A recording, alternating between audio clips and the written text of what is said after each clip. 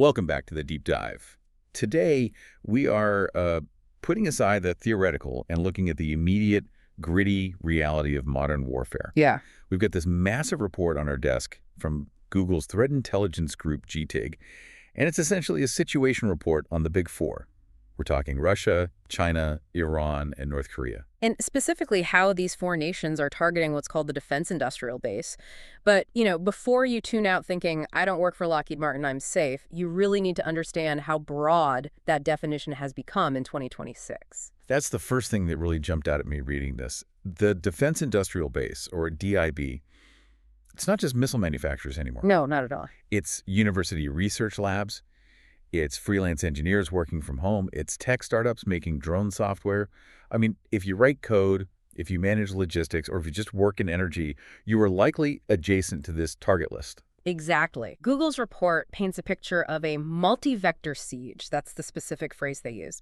And what's so striking is that these four actors, while they all sort of share a high-level goal of undermining Western capabilities, they're operating in completely different ways. They have distinct style. Almost like a signature, yeah. You can look at an attack and almost immediately tell if it's, Moscow or Tehran just based on the flavor of the intrusion. So the mission for this deep dive is to map out this siege. We're going to look at the four fronts. We've got the physical, muddy battlefield in Ukraine with Russia. Right. We've got the psychological manipulation, fake jobs, and personality tests from North Korea and Iran. And then we have the silent infrastructure-level infiltration from China. It's a full-spectrum assault. Yeah. Kinetic, psychological, and structural. Let's start with the most kinetic front, Russia. The report focuses heavily on the war in Ukraine, obviously. Yeah. But the tactics here they're just distinctively gritty. This isn't someone sitting in a sterile office in Moscow typing code. Google highlighted a group called APT44, better known as Sandworm. Sandworm is infamous in cybersecurity circles. They are effectively the cyber sabotage arm of the Russian military intelligence. But what Google found here is this blurring of the lines between physical combat and digital intrusion. So they aren't just hacking networks remotely. No, they're exploiting physical capture on the ground. Okay, so this is where we need to talk about the wave sign script. Can you walk us through how this works? Because when I read about it, it sounded like it defeats the whole purpose of having encrypted messaging. It does, but only under these specific chaotic conditions. So imagine a Ukrainian soldier is on the front line. They're using the Signal desktop app on a laptop to coordinate. Sure. Signal is end-to-end encrypted, so the data is scrambled in transit. If I intercept it midair, I can't read it. But if that soldier's position is overrun and Russian forces physically capture that device... The encryption protects the transmission, but if you have the unlocked device, or even just the hard drive, the game changes completely. Precisely. Usually the data on the disk is still sort of protected inside the app's local database, but Sandworm developed this very specific Windows batch script called WaveSign. Okay. Its only job is to be run on a captured device, locate the Signal app's data, and decrypt the keys that are stored locally. It instantly exfiltrates everything: messages, contacts, attachments. So it's battlefield scavenging. Yeah. They capture the hardware, run the script, and suddenly they have the communication logs of an entire unit. It's not hacking in the traditional sense. It's more like digital looting. That's a great way to put it. It's a reminder that cyber isn't always remote. Sometimes it starts with a soldier kicking down a door. Wow. But Russia isn't only doing this physical stuff. They are also heavily invested in deception. Google flagged a group called UNC4221. And this is the group that's impersonating the Delta system, right? Yes. For context, Delta is the battlefield management software for Ukraine. It's the map, the radar, troop tracking. It's the eyes and ears of their defense. All right. So UNC4221 built a piece of malware called Stale Cookie. They designed it to look exactly like the Delta login page. Which is just insidious because a soldier in a high-stress environment isn't going to check the URL certificate or look for typos. They just need to log in and see where the enemy is. Exactly. And Stale Cookie is designed to steal browser cookies. And this is a really critical technical distinction. They aren't just stealing your password. Okay. If they steal your password and you have two-factor authentication, they still can't get in. But if they steal the session cookie, that little digital token that says, I have already logged in and verified myself, they can bypass the password and the 2FA entirely. So they don't need to break the lock. They just stole the key card that's already been swiped. Correct. They essentially clone the user's active session. And they were doing this with other systems too. There's another group, UNC 51114, pushing a remote access Trojan a rat called Craxarat. LARAT. They disguise it as an update for Cropiva, which is an artillery mapping app. So you think you're updating your artillery maps to get better targeting data, but you're actually installing a backdoor for Russian intelligence.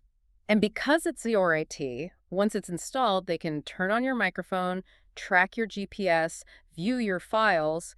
It effectively turns the soldier's phone into a tracking beacon for the very artillery they are trying to avoid. The report also mentioned a heavy focus on drones, which, I mean, that makes sense given how drone-centric this war is. Drones are the center of gravity in this conflict, absolutely. Google tracked a group called Tempeh Vermin, which is a very descriptive name. They are targeting drone operators specifically. They use lures, so fake documents or emails about drone production or anti-drone defense manuals. And if you open that document expecting a manual, you get hit with malware like Verminter or Spectrum. They're both data stealers. But the group that really shows the evolution of tactics and, frankly, the creativity is UNC 5125, also known as Flying Yeti. Flying Yeti. I love these names, even if the actions are just terrible. They realize that just getting someone to download a file is hard now. Security software catches it, email filters block it, so they switched to Google Forms. Wait, standard Google Forms. Right. Like the thing I use to organize a potluck. The exact same infrastructure. They send out a drone operator recruitment questionnaire hosted on a legitimate Google form. It looks perfectly safe because, well, it is safe. It's a Google link. So the goal isn't infection at that stage, it's reconnaissance. Exactly. They get the soldier or the engineer to fill out their details, their unit, their flight experience. They're qualifying their leads, filtering out the noise to find the high-value targets. Right. Once they identify a high-value target from the form responses, then they move the conversation to a messaging app like Signal or Telegram to build rapport. And that is where they send the malicious payload, usually a file called Messy Fork or Cookbox. It's a sales funnel. They're treating cyber espionage like a B2B sales funnel. You generate the lead, you nurture it, and then you close the deal with malware. That is a disturbingly accurate way to put it. And it works because it leverages trust in platforms that we all use, like Google.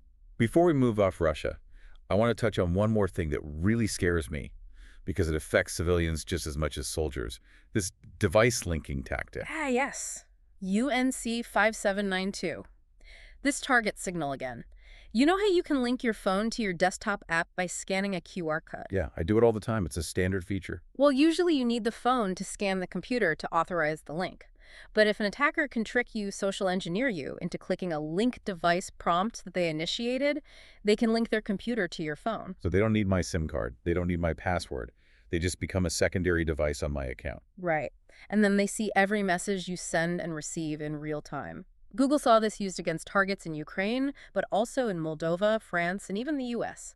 It's low-tech, high-impact, and it abuses a legitimate feature. Okay, so that's the battlefield. It's messy, it's urgent, it relies on the chaos of war. Let's pivot to the second front. This is the one that feels more psychological. We're moving to North Korea and Iran, and their obsession with the human element. This is where the siege moves from the trench to the LinkedIn inbox. While Russia is hacking the device, North Korea and Iran are hacking the person. We've heard about North Korea's Operation Dream Job before. This is the Lazarus Group, or UNC 2970. They pose as recruiters. But the report says they've leveled up. Oh, they have, significantly. In the past, you might spot a North Korean phishing attempt because of, broken English or generic templates. But now they're using AI. How so? Are they just using large language models to write better emails? It's deeper than that. They are using AI tools to analyze the target's digital footprint. Let's say you're an engineer at a major aerospace firm. They will scrape your LinkedIn, your GitHub commits, your conference presentations. Okay. Then they use AI to generate an outreach message that references specific code you wrote or project you've worked on. So it's hyper-personalized. Hey, I saw your commit on the flight control algorithm last week. Impressive work. Exactly. It builds instant trust and it validates your professional ego. You think, this recruiter actually understands what I do.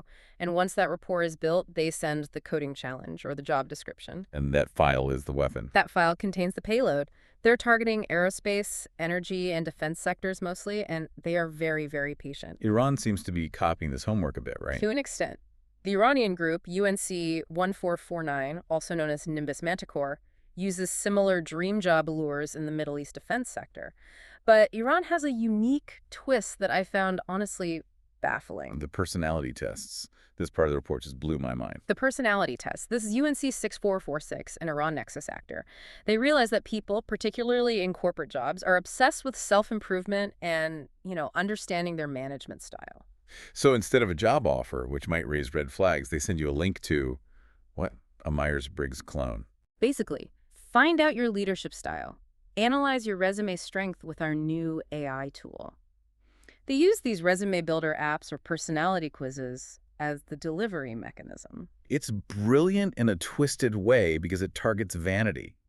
A job offer is high stakes, but a personality quiz, that feels like a coffee break activity. It completely disarms you. You don't expect a state-sponsored cyber attack to come from a "which leader are you" quiz. But when you run that application, it executes a script that opens the back door to your system. And just to be clear, who are they targeting with this? This isn't for teenagers on social media. No, they are specifically targeting aerospace and defense professionals, people with security clearances. They are banking on the fact that even a rocket scientist wants to know if they are an INTJ or an ESFP. It really just highlights that the vulnerability isn't always in the code, it's in the ego. Always. The human operating system is the easiest one to hack. We have known vulnerabilities that haven't been patched in thousands of years. Vanity, greed, curiosity. So we have the physical front, the psychological front. Now we have to talk about the sophisticated front, the long game. We're talking about China. This is the most technically complex part of the report. The China Nexus activity, specifically groups like Typhoon, is not about smashing and grabbing. It's about pre-positioning. That word came up a few times in the report, pre-positioning. It sounds military. It is. The idea isn't to steal data right now. It's to burrow into critical infrastructure, power grids, communications, logistics, and just wait. Wait until a conflict breaks out so they can disrupt the U.S. ability to respond. And they're doing this using something called ORB networks. Can we break that down? What is an ORB? ORB stands for Operational Relay Box. Imagine you're a Chinese hacker. If you try to hack the Pentagon directly from an IP address in Shanghai, you'll be blocked instantly. Right, it's too obvious. Too obvious. Yeah. So they mask their location. They use ORB networks. These are meshes of compromised devices all over the world. We're talking about old routers in people's basements, smart refrigerators, SOHO devices. So my old router in the garage, the one I haven't touched since 2019, could be a hot point for Chinese intelligence. Potentially, yes. They route their traffic through these residential devices. It makes the attack look like it's coming from a seemingly innocent IP address in Ohio, not Beijing.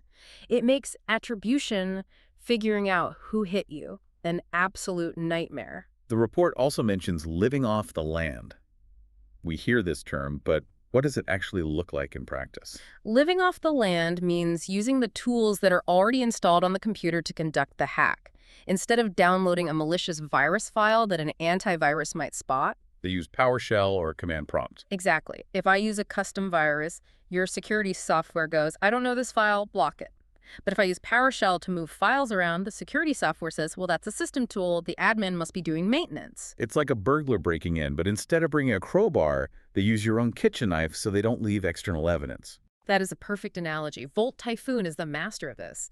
They get inside and then use these native tools to move through the network, hiding behind an obfuscation framework called ARS MAZE. There was one specific example of supply chain compromise that really stood out, the ARA-DCAP software exploit. Yes, this was UNC 6508. This is terrifying because it attacks the trust we place in software updates. RECAP is data collection software used by research institutions worldwide. The hackers found a vulnerability in it, but they didn't just hack it, they intercepted the upgrade process. So the user thinks, oh, I need to patch my software to be safe, and by running the patch, they infect themselves. That's it. They injected their malware, called Infinitered, during the upgrade. This gave them persistent access. And because these are research institutions, they're often linked to government grants and defense research. It's a backdoor into the brain trust of the DIB. And speaking of backdoors, APT5 is targeting former employees. This is a crucial insight. Security teams watch their current employees like hawks. But when you leave a defense contractor, you lose your access, but you don't lose your knowledge. Or your contacts. Or maybe old emails or data on personal drives. Right. So APT5 targets these former employees. They figure they're softer targets.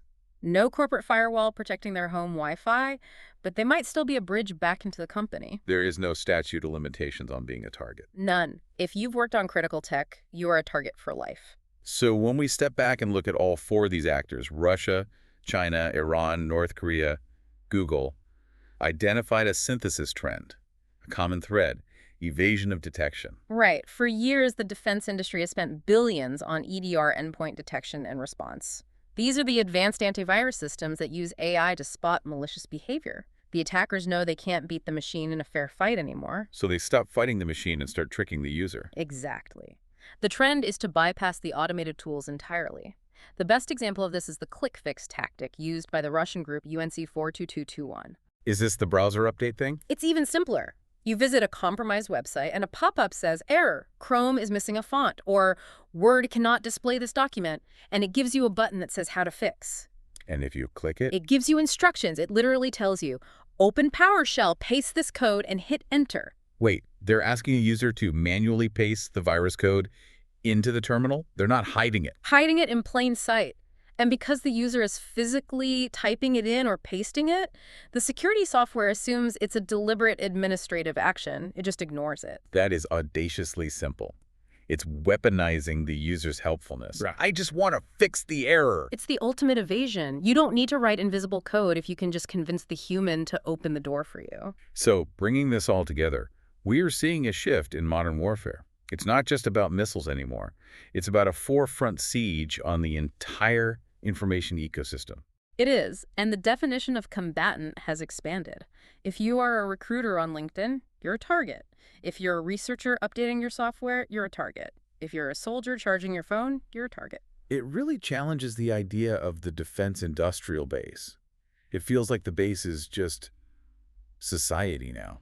In a way, yes. The supply chain is so interconnected that vulnerabilities in consumer tech-like routers or chat apps become national security issues. I think the big takeaway for you, the listener here, is to shed that "it won't happen to me" mentality, especially if you work in any tech-adjacent field. Absolutely. The sophistication of the dream job lures alone proves that smart people are being fooled every single day. If an offer looks too good to be true, or if a recruiter knows a little too much about your GitHub history, just pause. Verify. And maybe don't take the personality test on your work laptop. Definitely not. You don't need to know which Harry Potter house you belong to that badly. I want to leave everyone with a final thought. We've talked about state actors using AI to generate perfectly human emails. We've talked about malware hiding in resume builders. We are entering an era where the tools of war are indistinguishable from the tools of everyday life. That's the gray zone. If a foreign intelligence agency hacks you by pretending to be a job recruiter using an AI chatbot, where does cybercrime and an act of war begin? Because from where I'm sitting, the battlefield is everywhere now. I think that's the reality we have to accept. We're all civilians on a digital battlefield. On that sobering note, thank you for listening to this deep dive. Stay vigilant, keep your software updated, but check the source first, and we'll catch you next time. Stay safe, everyone.